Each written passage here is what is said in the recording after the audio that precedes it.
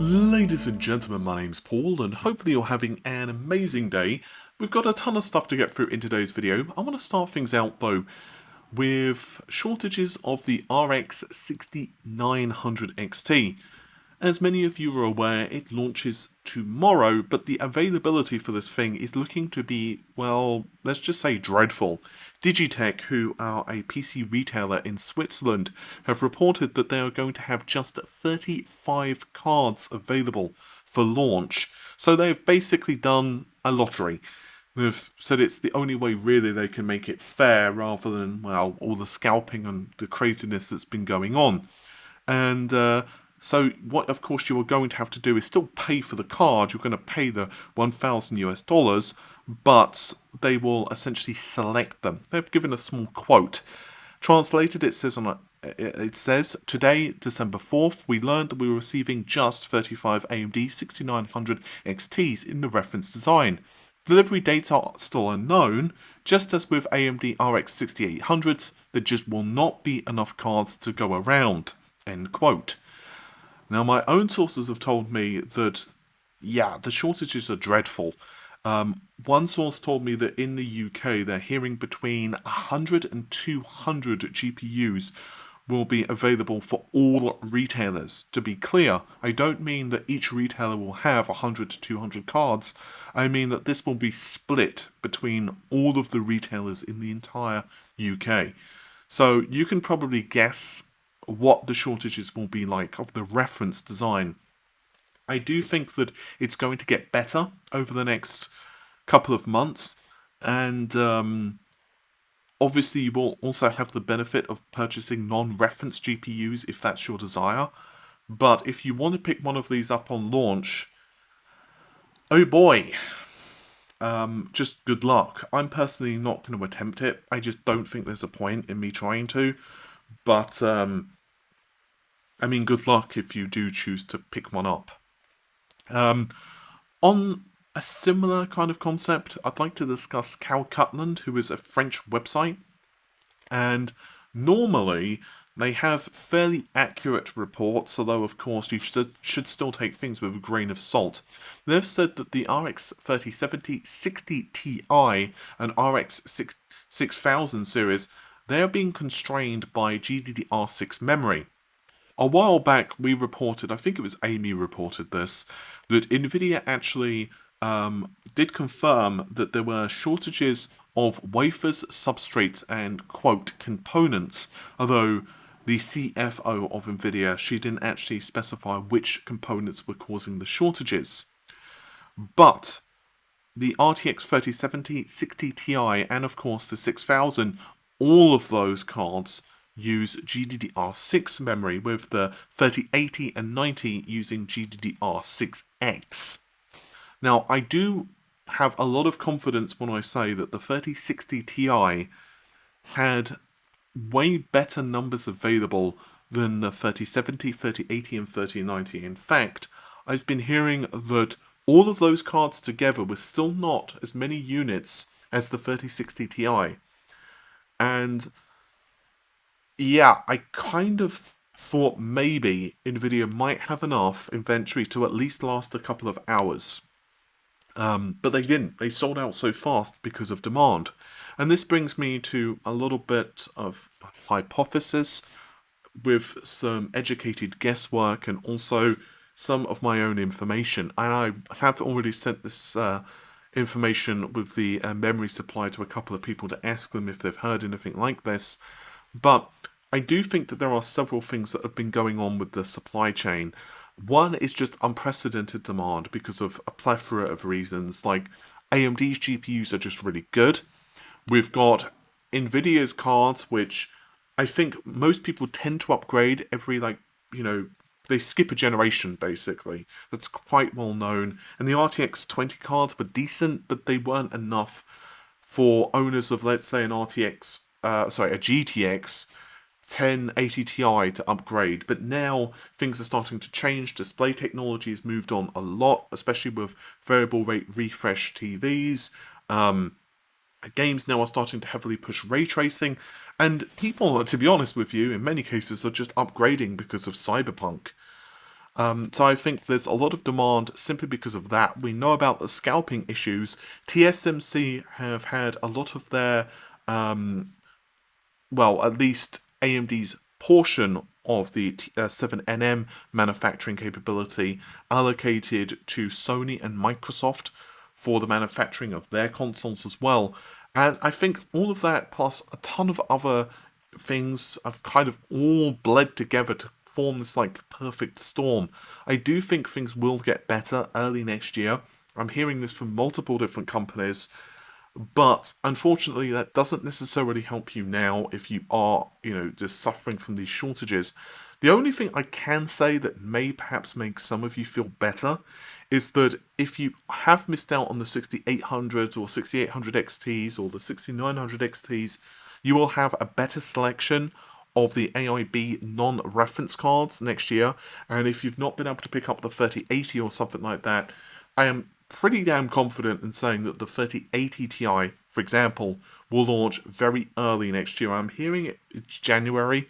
There's a possibility it could be February, but most of the reports I'm seeing and hearing, it's going to be January. And the 3080 Ti is looking to be absolutely monstrous in terms of performance, so there is perhaps a small silver lining there. Next, Apple. Yeah, Apple M1 is continuing to kick butt. It's not perfect by any stretch of the imagination, and I do think that Apple were not exactly forthcoming with the benchmarks, but there's still an awful lot to say about the M1 silicon in terms of efficiency. There's a report from Bloomberg, and I'm assuming that their sources are accurate. I've not heard this information myself. I'll do some digging, but honestly, I don't really have any Apple sources. But Mark Gurman, to my knowledge anyway, has pretty good sources within Apple, and it's also written by Ian King. Now, according to their report, we are looking at Apple introducing high-performance CPUs and GPUs between 2021 and 2022. Apple currently, for the higher-end Macs and Macintoshes in general, have been tasking Intel to produce the CPUs. The M1s are for MacBook Air, Pro, and Mac Mini. So Apple is basically throwing Intel away and kind of getting rid of x86, and they're going to be leveraging their own silicon, which again is based upon ARM. According to the article, we're going to be seeing 32 core solutions, 16 core solutions, and 12 and 8. With the lower core models coming first, and obviously the 32 core is not going to be in mainstream, systems. It's going to be the bleeding edge Mac Pros, and it's of course going to be priced as you would expect. Now the M1 chips use 4 high performance and 4 high efficiency cores, basically what Intel are doing with Alder Lake or what we've seen with ARM in the past, kind of like a big little design. So whether we're going to see this same thing in the 32 core, for example, or whether it's going to be entirely different, who the hell knows. But this is not the end of the story, because Apple are also developing up to 128 core GPUs. I don't know whether this technology is identical to what we're seeing with M1, or whether the cores have evolved a little bit. So for example, you could say the RX 5700 XT has 40 compute units, and then you could say the 6800 XT has 72 compute units. And while that's technically true, they are also different architectures, so whether that's the same here or not, I don't know.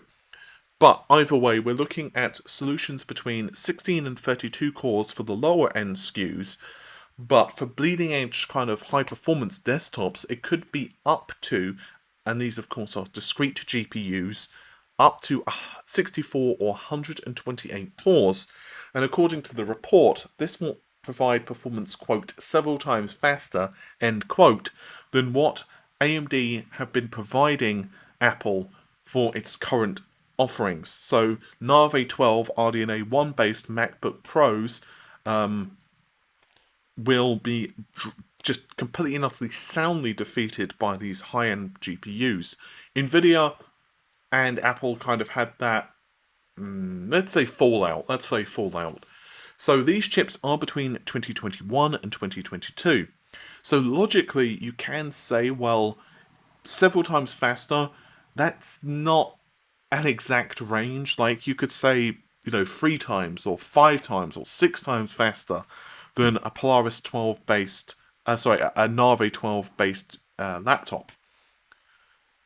But it's, I imagine, putting AMD and Nvidia on notice. And I think it's fair to say that these offerings are going to be very compelling for people who aren't even necessarily big fans of the Apple ecosystem. With that said, by the time that these chips come out, most likely RDNA 3 won't be too far on the horizon, as well as Nvidia's next solution. And RDNA 2 is great, and Ampere is great, but the leap from RDNA 2 to RDNA 3 is huge for multiple different reasons. And exactly the same thing for Nvidia as well. Not to mention the fact that we're looking at multi-chip solutions for those offerings. Does that mean that Apple are not going to be competitive? Nope. I think they're going to be very competitive. And they also may ironically be fairly cheap, because one of the benefits of M1 is it's allowed Apple to price very competitively. Well, I say that in a kind of a... Well, okay, let me rephrase. It's cheap for Apple to produce, but their pricing is a completely different story. That's much more accurate. So yeah, my personal opinion is that AMD and Nvidia need to continue to evolve as fast as possible, as well as Intel. With AMD and Intel, of course, more efficient x86 architectures. Plus, we know AMD are most likely going to be embracing ARM, at least to some capacity. I've discussed this very recently in a video. And with Nvidia, my exclusive, I'm standing even more behind that.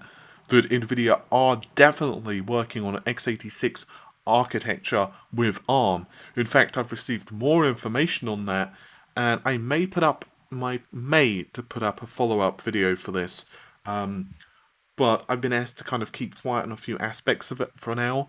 But believe me when I say that it's not just an x86 processor basically being emulated in ARM. That's all I'll say for now until I get permission from one of my sources. But long story short, it's going to be a very, very, very different place than what we're used to now in terms of the tech space. It's changing really fast. And the final thing I would like to discuss is an Xbox podcast, which was, by Major Nelson. I'll link, of course, his video in the description. And during the podcast, he was discussing things with Jason Ronald at around the 17-minute mark. Again, I'll link this in the video description. Jason actually commented on the Xbox Series X/S and the performance issues that we've seen from the system. The TLDR is that he said that developers are, getting used to the hardware. I believe that this does largely back up what I leaked regarding Assassin's Creed and the problems we've seen in its development, as well as other games on the Xbox. So I think it's a combination of things. We are moving to a different generation. There's no way that PlayStation has been slightly maxed out either. So obviously developers are kind of getting used to the hardware. But there's also a lot of other things that have gone on too. Microsoft moving to the GDK that they've been using for the Xbox was kind of a shift for developers. And while it's not like completely learning everything from scratch, and while the actual development kit itself is not terrible, it's not missing really important tools, there have been bugs and difficulties for developers to kind of get used to it. So I think all of those things, plus I even mentioned kind of earlier, before the system's launched, that to my knowledge there were bugs quite early on in the Xbox's graphics drivers, which apparently had been fixed, but they'd been actually causing developers some issues. So I think all of those things together have kind of meant that developers have had these problems with the Xbox versions of games. Now, I do feel that they will be fixed, and I think that the Xbox is going to, have a lot of these performance problems ironed out over the next 6 or so months.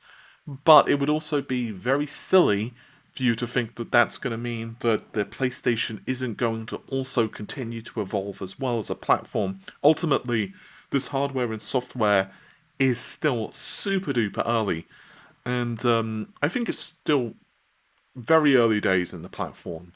I don't think the hardware has been slightly pushed to its limits yet. And as Jason himself mentions during the podcast, the thing is, this hardware itself is quite custom. So because it's custom, you also need to kind of think of the subtle nuances of the actual architecture. So that is making the full use of the caches on the CPU and the GPU, understanding the memory buses, and the actual subtle nuances of the system. What sounds like small or inconsequential things can have huge ramifications on the performance of something. So, for example, the developer just figuring out how to shave 1 millisecond off of the time it takes for a single task to be completed can have massive ramifications to the performance of a game.